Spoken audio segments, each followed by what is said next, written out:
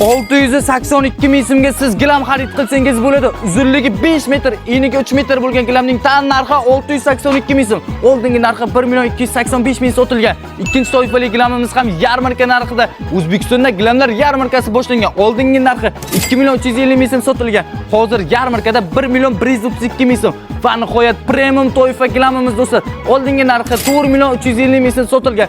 Yarmarkada teng yarim narxida 2.40 ming so'mga xarid qilsangiz bo'ladi. Tezda to'y boshlab qo'ygan hammaga tarqatinglar. Любой toifadagi gilamimizga yarmarkalar e'lon qilindi. 50% lik 1-iyundan 20-iyulgacha bo'lib o'tadi.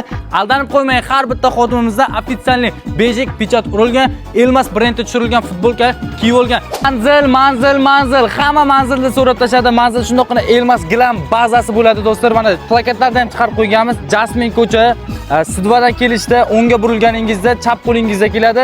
Prospektdan kelishda chapga burilasiz va sizning o'ng qo'lingizga keladi. Elmas baza do'stlar. Telefon nomerini qo'yib qo'yaman, aloqaga chiqsangiz Telegramdan lokatsiyalar tashlab beriladi. Tezda O'zbekistonda to'y boshlab qo'ygan hamma tanishingizga tarqatib qo'ying.